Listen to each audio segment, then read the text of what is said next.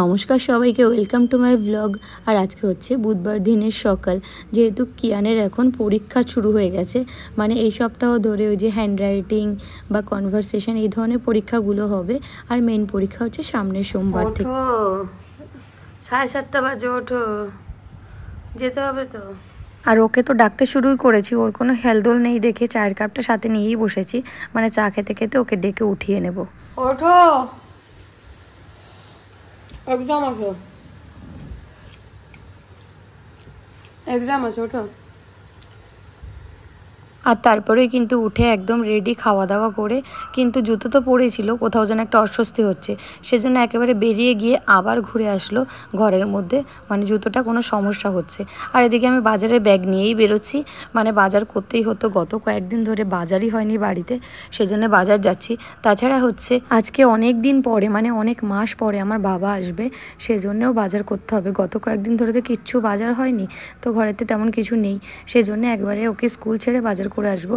কিন্তু স্কুল দিনগুলোতে বাজার করলে এসে রান্না করার সময়টা খুবই কম পাওয়া যায়। এদিকে সকালবেলা উঠেই দেখেছিলাম ঘড়িটায় এই যে 7:30 বেজে, তারপরে কিন্তু বাজেনি, যার জন্য সবার প্রথমেই ছুটলাম এই ঘড়ির ব্যাটারিটা আনতে আর কয়েকটা জিনিস আনতে।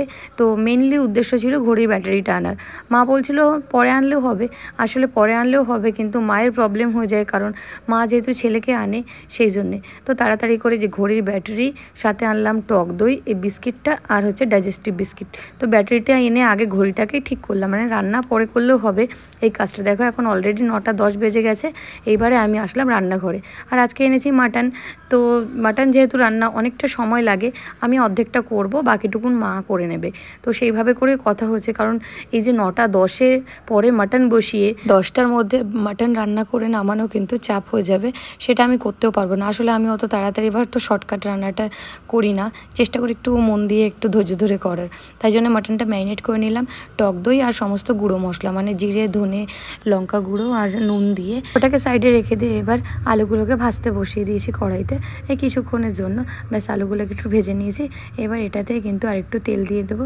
তেল দিয়ে এবার এর মধ্যে আমি একটু ফোড়ন দিয়ে দেবো, মানে একটু গোটা গরম মশলা, তার সাথে একটু তেজপাতা, একটা শুকনো লঙ্কা আর হচ্ছে গোটা জিরে। ব্যাস এবার এই ফোড়নটা একটুখানি ভাজা হলে তার মধ্যে পেঁয়াজ কুচি করে দিয়ে দিয়েছি। দিয়ে এবার এটাকে কিছুক্ষণের জন্য ভেজে নিতে হবে। তার মধ্যে দিয়ে দিয়েছিলাম খানিকটা পরিমাণ নুন দিলে কি হয়, পেঁয়াজটা তাড়াতাড়ি করে নরম হয়ে যায়। ব্যাস এভাবে হতে থাকা। দেখো বাজারগুলো কিন্তু আমি এখনও ব্যাগ থেকে নামাইনি, মানে যে অবস্থায় এনেছিলাম ওই অবস্থাতে রয়েছে, কারণ আমার হাতে একেবারেই সময় নেই। তো বাজার ওই অবস্থাতেই রেখে দিয়েছি, পরে সময় পেলে নামাবো, না হলে মা নামাবে, কারণ এত ব্যস্ততার মধ্যে আবার নিজেকে তো টাইমের মধ্যে রেডি হয়ে বেরোতে হবে। এদিকে এই যেখানে হচ্ছে আদা, রসুন আর কাঁচা লঙ্কার পেস্ট, এবার এটাকে এই যে পেঁয়াজ ভাজার মধ্যে দিয়ে দেবো, দিয়ে আস্তে আস্তে কিছুক্ষণ ধরে কষাতে হবে। আর আমি কিন্তু গুঁড়ো মশলা দিয়েছি, তা সত্ত্বেও এই যে এই কষা অবস্থাতে একটুখানি লঙ্কা গুঁড়ো আর হলুদ গুঁড়ো দিলে না আমার মনে হয় রঙটা বেশি ভালো হয়, তো তার জন্য সামান্য পরিমাণে দিয়ে দিয়েছি। যেহেতু আমি ম্যারিনেশনে দিয়েছি তাই জন্য একেবারেই অল্প। আর এই যে মিক্সার গ্রাইন্ডারের যে জারটা, ওটা ধুয়ে একটু জল দিয়ে দিয়েছিলাম, দিয়ে এবার মাংস দেওয়া। আর অ্যাকচুয়ালি মাটনটা একদম ধীরে ধীরে সময় ধরে রান্না করলে ওটার টেস্টটা অনেক বেটার হয়। তো তারপরে একটুখানি ঢাকা দিয়ে দিয়েই রান্না করছিলাম যাতে তাড়াতাড়ি হয়। আর দিয়ে দিয়েছিলাম টমেটো দিয়ে আবার একটু ঢাকা দিয়ে দিয়েছি। আর মাঝে মাঝে একটু খেয়াল করতে হবে যাতে নিচে লেগে না যায়, তার জন্য সামান্য করে জল দিয়ে দিচ্ছি। আর এই জন্যে আমি এই ব্যস্ততার দিনে মাটন রান্নাটা কিন্তু অ্যাভয়েড করি। কিন্তু বাবা যেদিন আসছে, মনে হয় শনিবার দিন চলে যাবে, এর মাঝখানে আমার ছুটি বলে কিছু নেই, তাই জন্য ব্যস্ততার দিনেই করতে হবে।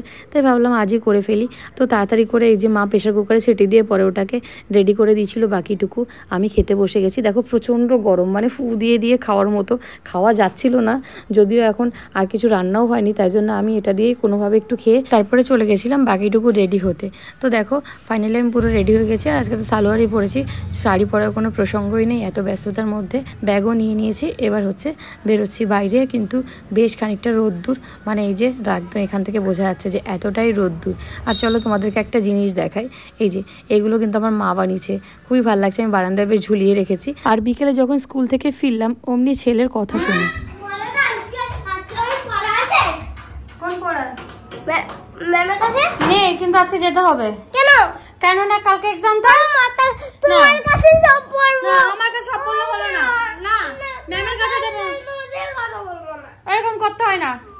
আসো এক্সামের সময় তো আমরা একটু বেশি পড়েই নেব। এই দেখো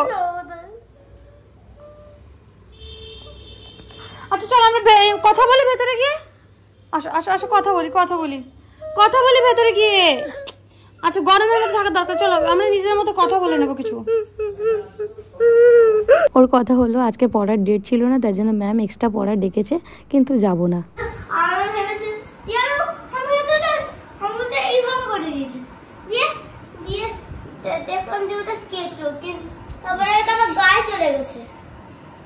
চোখে কামড়ালে না সে জায়গা ঘাস সারে না, দেখো তুমি জানো।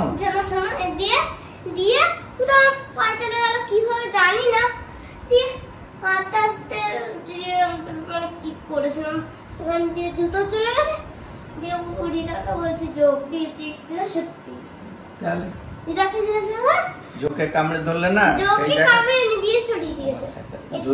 যদি কামড়ে দেয় তাহলে ওই জায়গাটা রক্ত বেরোনো বন্ধ হয় না। দিদাকে কামড়িয়েছে।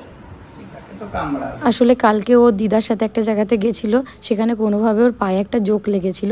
ও সেই গল্পই দাদাইকে বেশ বুঝিয়ে বুঝিয়ে করলো।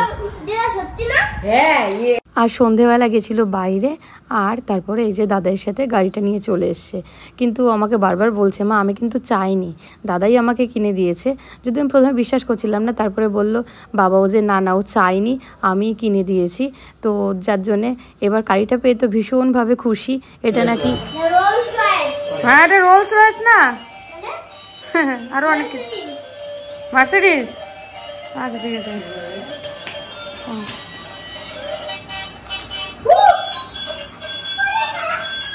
আর ছেলে কিন্তু আমার ভীষণভাবে এক্সপেরিমেন্টাল, অর্থাৎ শুধু গাড়ি কিনেছে, গাড়ি এরকম চলবে কেন, গাড়ির মাথায় উঠবে গরিলা, নইলে উঠবে ডাইনো, নইলে উঠবে আরেকটা কিছু, পারলে ও চেপে বসে যায়, কারণ দেখবে গাড়ির ক্ষমতা কতটা, কত কিছু নিয়ে যাওয়ার। তো সেইটাই চলছিল। আমি বারণ করছিলাম যে এরকম করো না, তোমার গাড়িটা কিন্তু চলবে না। ওর এই দুষ্টুমি খেলাধুলো দেখতে দেখতেই আমাদের দিন কেটে যায়। আজকের ব্লগটা তাহলে এই পর্যন্তই থাকলো।